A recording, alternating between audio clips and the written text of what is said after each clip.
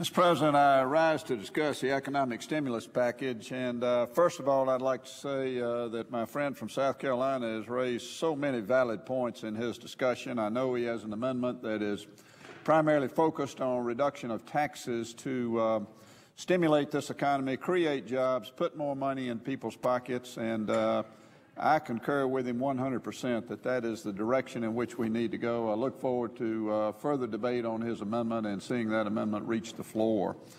Mr. President, this stimulus package, which we are debating now, gets more expensive and, frankly, less stimulating with every passing day.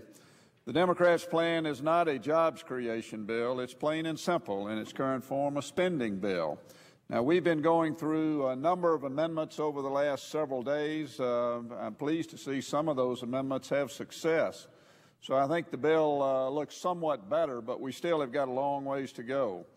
This bill should not be about pet projects. Instead of wasting $600 million, for example, on hard-earned taxpayer money for new cars for the federal government or $650 million for a failed digital TV transition program, or even $120 million for the Census Bureau to hire personnel who specialize in partnerships, we should be spending Americans' money on creating jobs for Americans, jobs that will allow Americans to go out and buy new cars themselves and thereby stimulate and energize a very struggling automobile industry, money in the pockets of individuals who can buy new TVs, instead of having to worry about the digital transmission issue that is covered in this particular proposal. I've been in discussions with Senator McCain, Senator Martinez, and others, and we're in the process of finalizing an amendment that will be a substitute for the base bill that does exactly that, focus on creating jobs, focus on really stimulating the economy. Any package that really is intended to focus on strengthening our economy should focus on three things, and three things only. First of all is job creation. Despite an injection of hundreds of billions of dollars into our banking system, the credit markets remain frozen. A lack of both confidence in the market and credible borrowers are precluding our credit markets from thawing and freeing up much-needed capital.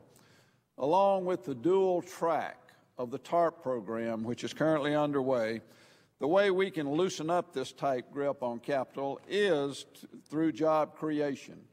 We must incentivize the creation of new jobs through favorable tax treatment of businesses and individuals.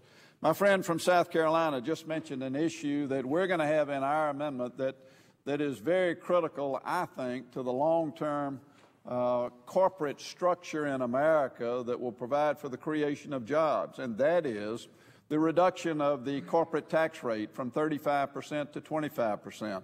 We have the second highest corporate tax rate in the world. What are we doing by charging corporations that amount of money? Well, what we're doing is exporting jobs out of America.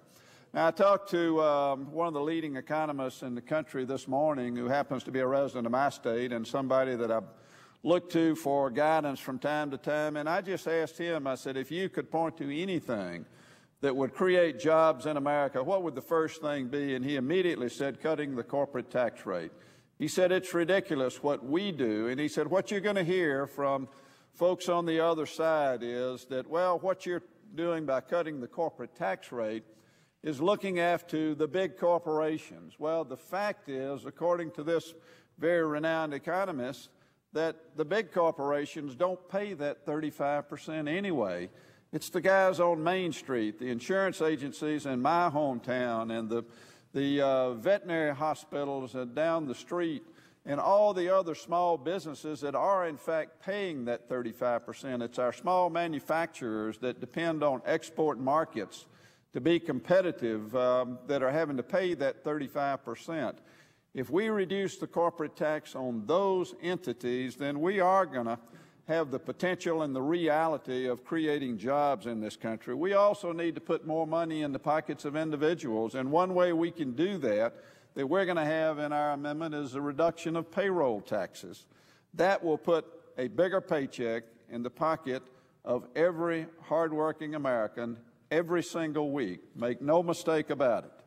Additionally, we have to look to spending measures that will have an immediate stimulative effect on our economy.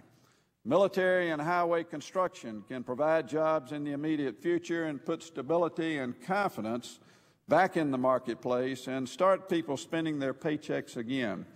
There's no more way to put money into the manufacturing sector tomorrow than by putting money into defense contracting and doing it in the right and a responsible way.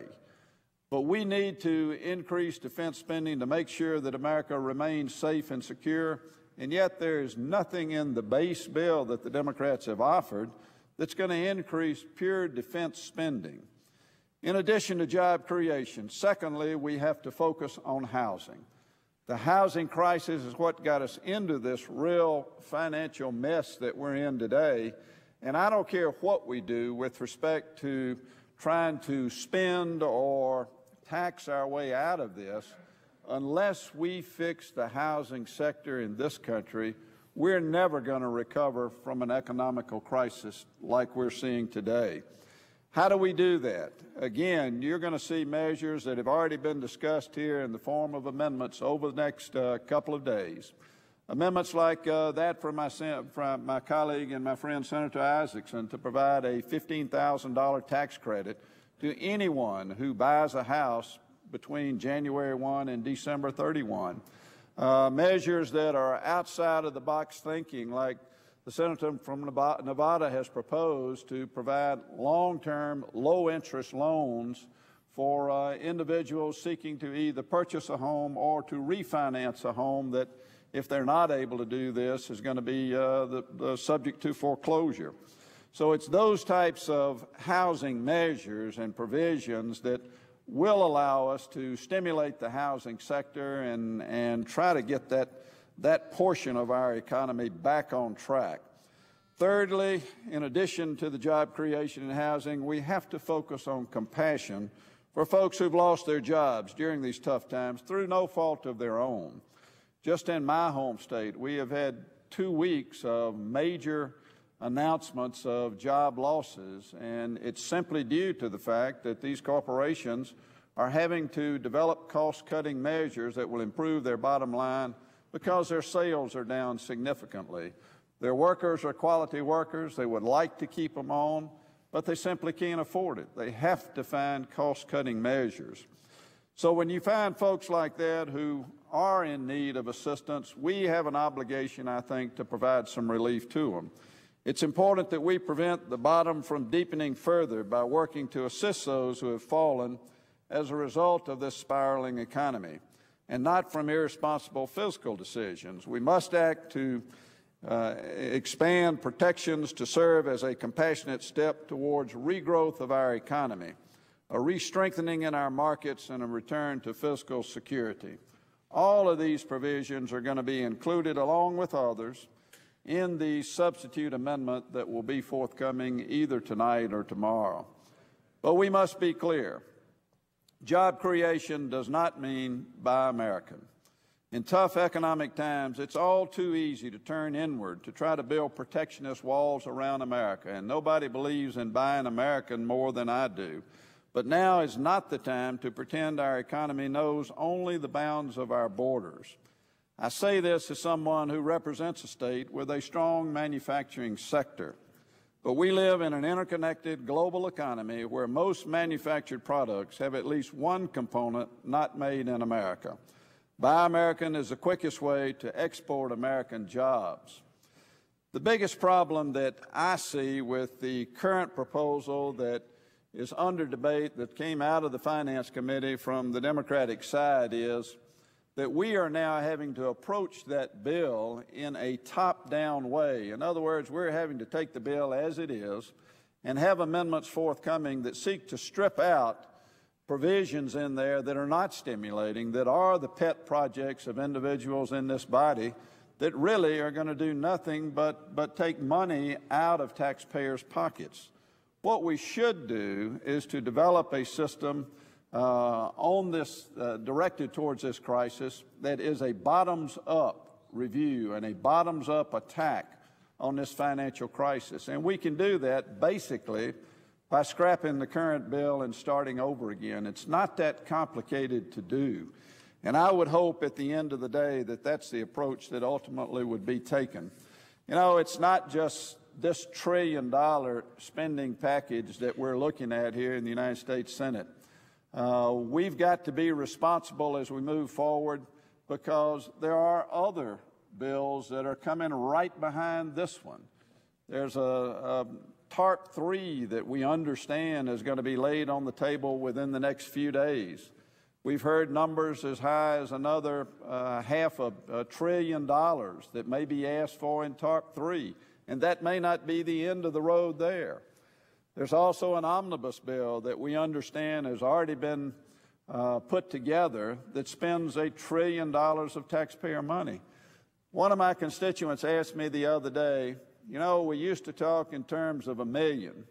Then we got to where we talk in terms of 1 billion. Now you folks are talking in terms of 1 trillion. What comes after 1 trillion? And that's a pretty tough question to answer, but we are fast getting there. And we as policymakers here in the Senate have to be responsible with the taxpayers' money. And sure, we want to do everything we can policy-wise to move us in the direction of stimulating ourselves out of this economic crisis. But spending our way out of this is not the answer. And that's why, Mr. President, I would hope that we can review where we are with this current proposal, and instead of having a top-down review of it, look at it in more positive terms and have a bottoms-up review. Start over again and let's decide what are the basics. We start with the housing sector. Let's figure out how to fix it. If there are other ideas out there than what have already been talked about, let's put them on the table and figure it out. Let's secondly look at how we're going to create jobs. We simply know that by spending money, we're not going to create jobs, nor are we going to maintain jobs. There are a lot of smart people in this body. Let's figure out what's the best way to do that.